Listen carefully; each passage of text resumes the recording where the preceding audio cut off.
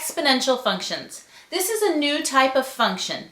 So we've studied polynomials like x to the third or x to the fifth with other terms over there, where the variable is actually the base.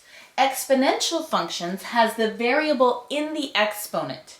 So for example, y equals 2 to the x power. This x, this exponent right here, is a variable, which is different than our polynomial where our variable was the base. So if we take a look at this, anytime you don't understand what a graph looks like, it helps to just plot some points to see if you can get some sort of idea what this exponential function is going to look like.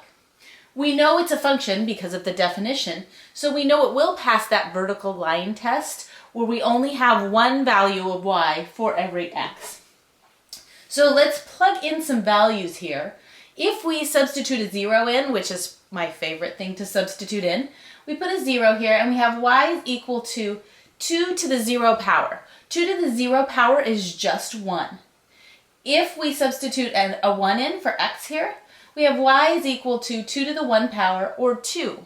So the point 1 comma 2 makes this equation true. Now there are lots of different values that do that, which is what we're doing when we're substituting in. And we don't have any values that x can't be up here. X could be any value. So if we put a 2, substitute a 2 in, 2 to the second power is going to give me a 4. 2 to the third power, substituting a 3 in for x, is going to give me an 8. Now, what if, so these are the points I have so far, what if I substitute negative values in for x? So substituting a negative 1, we have 2 to the negative 1 power. That's not going to give me a negative number. That negative exponent makes the 2 go into the denominator. So 2 to the negative 1 power is 1 over 2 to the first power, or just 1/2. 2 to the negative 2 power is 1 over 2 to the second power, or 1/4. 2 to the negative 3 is going to be 1/8. Notice I'm never going to get a negative number. If I take it 2 to the negative 100, it's 1 over 2 to the 100 power. So I'm getting really, really close to 0, but I'm not getting negative. So it's approaching the line y equals 0. It's never quite going to touch it. So just plotting all of these solutions. And as x gets bigger and bigger, my values for y are going to get increasingly larger. So the next one, here I have 3 comma 8. If I put a 4 in there, 2 to the 4th power is 16. So as I go over to 4, I go way up to 16. And it's going to continue to rise. So this is the basic shape of an exponential graph when we're looking at an exponential graph. And it can change depending on what the base is, and we can add or subtract different numbers over here. And it will change it a little bit. But this is the basic shape of an exponential function. Now when we're looking at exponents, we've already looked at exponents when we have just rational numbers, like 2 to the third times 2 to the fourth. So we've looked at some of those properties, and the same properties apply when we talk about real numbers. Now those rational numbers are also real numbers, but real numbers include things like the square root of 2, or the square root of 5, or pi, or e, which we'll look at later. But it works the same way as rational numbers. In fact, if you get to a place where you have kind of a weird looking exponent, just remember the properties you've already learned about exponents with the rational numbers. So for example, 3 to the 4th power times 3 to the 3rd power. That's really just 3 times 3 times 3 times 3, 3 to the 4th, times 3 times 3 times 3 times 3. So we have 7 3's, and that's why, oops, this is wrong. That's why we add those exponents to give us 3 to the 7th. So then over here, we have 3 to the 14th over 3 squared. And what we're doing there is finding ones. So I have a 3 squared times 3 to the 12th right here. That would make a 1 and just leave me with 3 to the 12th. So really I'm subtracting exponents when I have the same base. Here, 3 to the 2nd to the 5th, you have to think about those as groups of 3 to the 2nd, and you have 5 of them. And so that's going to give you 3 to the 10th. So you're multiplying those exponents. And the same is true when you have kind of weird looking exponents. You can always go back to these ones that you're familiar with in order to figure out what to do. They must have the same base. For example, I can't just multiply these together. I can't just say that's 3 times 3. Same thing here. I can't just multiply 7 times 7 and then multiply those two or add those two. I have to use that same base property. So I'm just going to simplify this square root over here, the square root of 8. So 7 to the square root of 2 times 7, this is 2 rad 2. And the reason I did that is because I know I'm going to be adding these exponents and I want a common radical, which I have here. I have square root of 2. So this is like 1 square root of 2 and 2 square roots of 2. So since it has the same base, just like here, I can go ahead and add those exponents. So here I have the square root of 2 plus 2 rad 2. And that gives me, since this is 1 rad 2 and these are 2 rad 2s, I have a total of 7 to the 3 rad 2. So same property, it's just a little bit harder to see when you have a square root exponent. Same true for division. So I have 5 to the rad 27 over 5 to the rad 3. I have the same base here. I can't just cancel them because they're each to a power. That power belongs to that. So I can simplify rad 27 into 3 rad 3, and then I just have my rad 3 here. And the reason I did that is because I know I'm going to be subtracting. So 5 to the 3 rad 3 minus rad 3. Same thing here. 3 to the 14th minus 2. So right here I'm subtracting. This is 1 rad 3. So I have a total of 3 rad 3 minus 1 rad 3, which gives me 2 rad 3.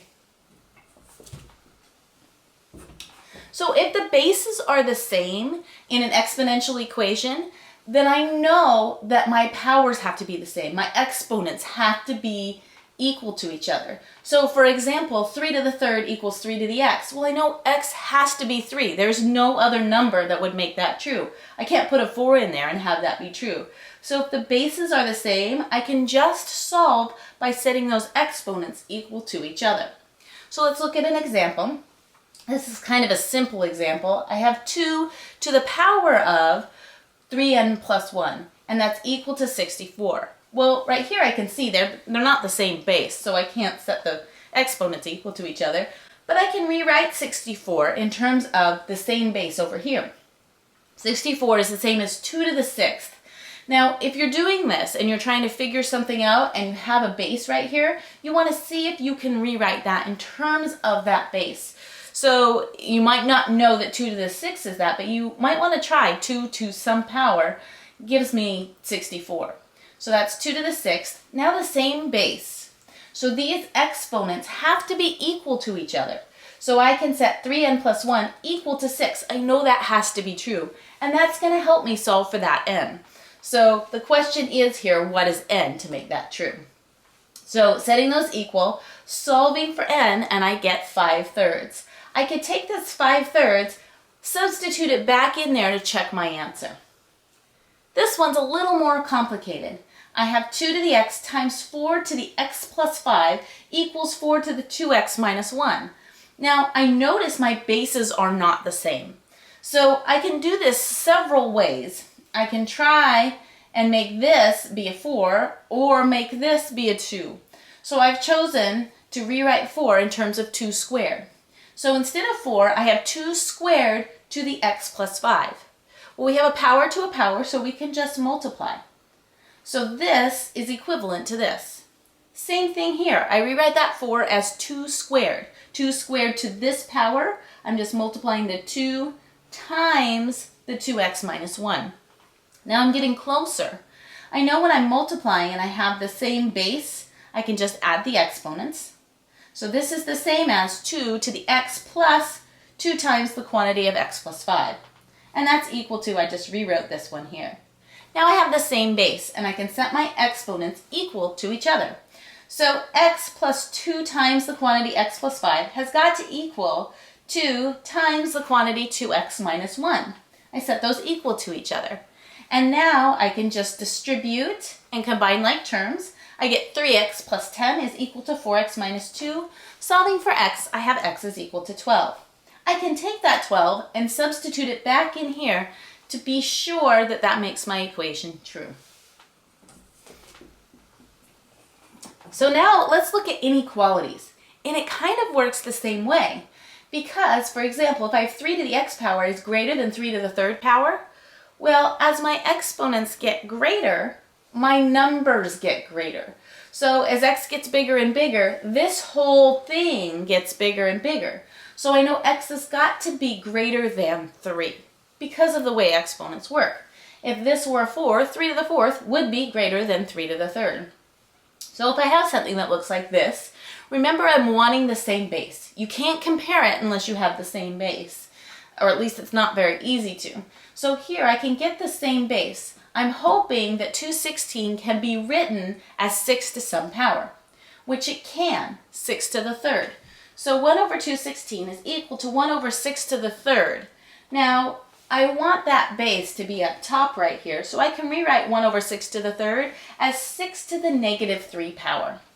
So now I have the same base, and I can compare these exponents. I know 2n minus 1 must be greater than negative 3 in order for this to be true. So then, solving for n, or isolating n, I go through and I have n is greater than negative 1. And I can always test a value in here. Maybe I would want to test to 0 because it's kind of close to that. So I can take, and it's an easy one to test. So I can take 0, substitute it in for n, and see if that makes it true. So 6 to the 2 times 0 minus 1 is greater than 1 over 216. So, oh, this is not right. So this is, oh yeah, no, that's right. No, it's not. Sorry. So 2 times 0 is 0, minus 1, and that's going to give me 6 to the negative 1. And I want to know, is that greater than 1 over 216? So here I have 1/6 is greater than 1 over 216.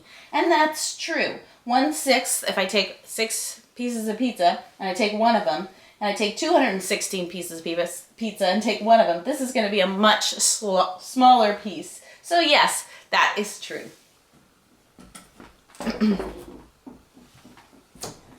So given a general equation, find the equation given a solution. So we've done stuff like this. You've done it with parabolas. You've done it with lines as well. If you are given a general equation, y equals a is some constant, we don't know what it is, times 2 to the x power, and you're given this as a solution, you can use this solution to solve for a, and then you can have the general equation. So this is just one of many solutions. So I can take this solution and I can substitute it in because I know it has to make that true. So 6 equals, I take the 6 from the y, equals a times 2 to the negative 1. Negative 1 is my x value. 2 to the negative 1 is just 1/2. And I have 6 here equals a times 1/2, multiply both sides by 2. And I have a is equal to 12. Well, I wasn't just solving for a. I actually wanted the general equation where this is true. But now I have my a, and this is just like in our parabolas. So I have y is equal to 12 times 2 to the x.